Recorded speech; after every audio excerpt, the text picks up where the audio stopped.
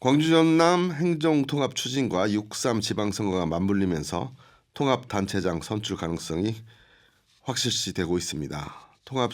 특별시장 선거 출마 선언이 잇따르는 것은 물론 출마 선언한 후보자들이 전남 동부권의 표심 공략에 심혈을 기울이고 있는데요. 이런 행정통합이라는 큰 흐름 속에서 다소 소외될 것이라고 예상되는 전남 동부권은 어떤 것을 얻어내야 될지 유대용 기자와 함께 짚어봅니다. 유대용 기자.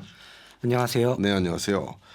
일단 지난주도 그렇고 이번 주도 그렇겠지만 광주시장과 전남지사 물론 국회의원들 앞으로 통합시장 바라는 모든 후보들이 이제 전남 동부권이 캐스팅 보트다 이렇게 생각해서 막 찾아오고 있는데 지금 행보들 어떤지 그것부터 먼저 한번 정리해 보죠. 네, 일단 말씀하신 것처럼 광주시장과 전남지사 그리고 국회의원 입지자들이 자신들의 기존 지지 기반을 넘어서 통합지역 전반, 특히 전남 동부권으로의 행보를 넓히고 있습니다. 네. 다만 공직선거법상 전면적인 선거운동은 제한된 시점이다 보니 대부분 행정통합을 주제로 한 토크 콘서트나 공청회, 토론회, 타운홀 미팅과 같은 형식으로 접점을 넓히고 있는데요. 네. 사실상 선거와 무관하다고 보는 분들은 없겠죠. 그렇죠. 예. 전남 동부권 입장에서 보면 이 주철현 의원만 다른 입지자들과 상반된 입장인데요. 네. 다른 후보군이 전남 동부권을 공략하고 있는데 반해 주철현 의원은 자신이 동부권 대표 주자임을 내세우며 동부권 텃밭 지키기에 나선 형세입니다. 네, 동부권 주인은 나다 이런 생각인 거죠. 예.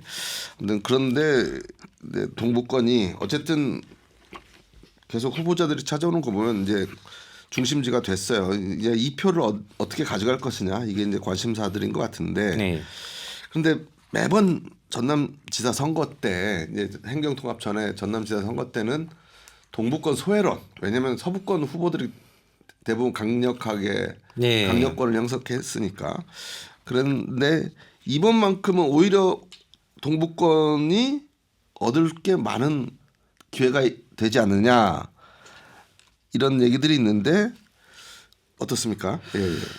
네, 이게 참 통합단체장 선거 이번 선거가 이 동부권의 기회라고 말씀하셨는데 어떻게 보면 이 말 자체가 그동안의 소외를 인정하는 좀 우픈 이야기처럼 들리는데요. 네, 그렇죠. 이 전남 동부권 입장에서는 이번 선거를 통해 해결해야 할 숙제가 많습니다. 네. 통합 논의에서 가장 뜨거운 감자인 이 주청사 소재지부터 짚어보면 치열한 논의 끝에 특정 지역을 주청사로 미리 정하지 않기로 한 상태인데요. 대신 현재 운영 중인 광주시청과 전남도청, 전남 동부청사 세 곳을 당분간 균형 있게 활용하자 이 정도 선에서 정리된 상황입니다. 최근에 광주 전남 공동 타운홀 미팅에서도 구체적인 답변 없이 원론적 설명에 그쳤고요. 사실 어느 후보든 기반 지역을 고려할 때 섣불리 주청사를 특정하는 발언을 하기는 어려운 처지일 텐데요. 이 같은 상황이 바람직하지 못하다 이런 시각도 있거든요. 주청사 소재지가 통합 이후 행정 기능의 효율성과 통합 상징성을 결정하는 요체이기 때문인데 주청사 위치가 불명확하거나 불균형하게 처리된다면 지역 간 갈등과 행정 비효율이 심화될 위험이 크고요. 그렇죠. 사실은 통합해서 시너지를 올리자고 하는 건데 청사를 세 개로 나눠서 하면 통합을 하는 의미가 없는 것 같기도 하고. 특히 두리뭉실하게 세개 지역 청사를 활용한다는 선에서 정리하다가는 통합 후에 비싼 후유증을 치러야 할 수도 있습니다. 그렇죠. 때문에 역사와 정체성을 살리면서 접근성과 행정 편리성을 고려한 법적인 선을 명확히 그어야 한다. 이런 의견이 제시되고 있는데요. 비슷한 결에서 여러 통합특별시장 후보군 중에서는 주철현 의원만 전남 동부청사를 주청사로 해야 한다. 이렇게 명확히 목소리를 내고 있습니다. 사실 이런 목소리를 내는 분들이 좀 있는데 저도 이거는 조금 이제 일단 주철현 의원의 의견 왜 전남 동부청사로 해야 되는지 그걸 들어보고 좀 이제 더 얘기 나눠보죠. 주철현 의원은 전남 동부청사를 통합특별시 3개 청사 가운데 중심청사인 주청사로 지정해서 행정의 무게 중심을 옮겨야 한다고 주장하고 있습니다. 통합 이후 제기될 수 있는 동부권 소외 우려를 구조적으로 차단하겠다 이런 의지로 보입니다. 전남 동부청사를 주청사로 지정하고 정책기획과 집행, 예산과 인사, 산업 전략까지 총괄하는 핵심 컨트롤 타워로 격상해서 행정의 중심축을 동부로 이동시키겠다는 겁니다. 그러니까 동부청사에 국가기관 산업과 에너지 수소경제, 해운항만 물류, 해양수산, 관광, 일자리 전략 기능을 배치해서 주요 정책이 동부권에서 결정되는 체계를 구축하는 구상입니다. 네, 사실 뭐 이렇게 말만 되면 좋겠지만 그게 쉽지 않아 보이는데 이런 거보다는 동부청사를 좀 주장하는 쪽에서 또 다른 쪽에서 이유를 대는 거 보면 왜냐하면 광주나 네. 지금 사실 그 어떤 광역 단체 청사로 활동되는 거는 무안에 있는 거하고 목포 그다음에 네. 광주 청사가 있는데 이게 더 크고 동부청사는 사실 좀 작은 거잖아요. 예. 그러니까 큰 거 두 개가 계속 싸울 테니 니네 둘이 싸울 바에야 동부로 주라. 판을 다 새로 짜자. 예. 그러니까 동부로 줘라. 이럴 경우에 너네들은 안 싸울 거 아니냐. 뭐 이렇게 얘기하는 분들도 있던데.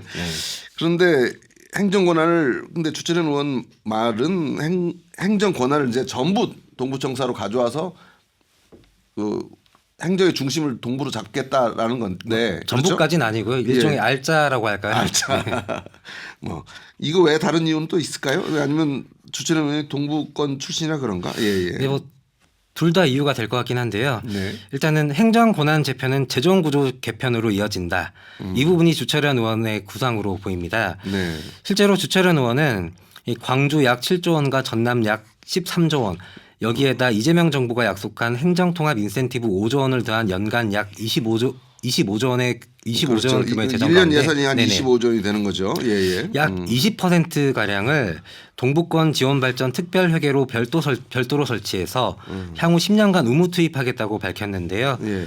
그러니까 요약하자면은 행정이 옮겨오면 예산이 따라오고 예산이 따라오면 산업과 일자리가 모인다 이런 주장으로 볼 수 있겠습니다. 네. 그런데 사실은 전남 경제의 상당 부분은 동부권이 차지하고 있기 때문에 어느 정도 산업과 관련해서 좀 주의 있게 들여다봐야 할 부분이 좀 있을 것 같긴 하네요. 그죠? 네. 일단은 이 산업 전략과 관련해서는 특별시장 후보군들 모두 이 동부권을 중심으로 한 산업 경쟁력 향상을 언급하고 있긴 한데요. 그렇긴 합니다. 또 쭉 들어보니까 네. 동부권 이게 표를 얻으려고 하는 건지 진짜 그렇게 생각하는 건지 모르겠지만 이런 얘기는 하더라고요. 예. 네. 그러니까 이 기존의 주력 산업의 경쟁력을 높이고 미래 산업을 더하는 방향에 초점이 맞춰졌습니다. 네. 특히 여수산단과 묘도지구를 중심으로 석유화학 산업을 친환경 고부가 구조로 전환하고 탄소 규제에 대응하는 한편 청정 수소 기반 에너지 인프라 구축으로 산업 기반을 강화하겠다는 내용이 주를 이루고 있습니다. 네. 일단 여수 쪽을 중심으로 하는 거고요. 네. 예. 또 대규모 전력 공급 능력과 항만 물류 인프라, 아리백 기반 에너지 여건을 활용해서 반도체 산업 단지를 유치하겠다는 내용도 있고요. 네. 네, 말씀하신 것처럼 이게 다 약속대로 이루어지면 더할 나위 없을 것 같긴 한데 저는 이 중에서 한두 개라도 제대로 추진되면 다행이다 이렇게 보긴 합니다. 예. 예. 일단 현재 석유화학 산업을 중심으로 한 여수 산단이 상당히 침체되는 상황이거든요. 네. 업계에서 자구안을 제출하긴 했지만 아직까지 이렇다 할 정부의 움직임은 없는 상태이고요. 네. 무엇보다 친환경이든 신산업이든 뭐 기존 석유화학 산업의 경쟁력 강화든 전남 동부권 산업계를 살리기 위해서는 행정통합에 앞서 정부 차원의 지원과 관련 특별법을 전제해야 합니다. 네.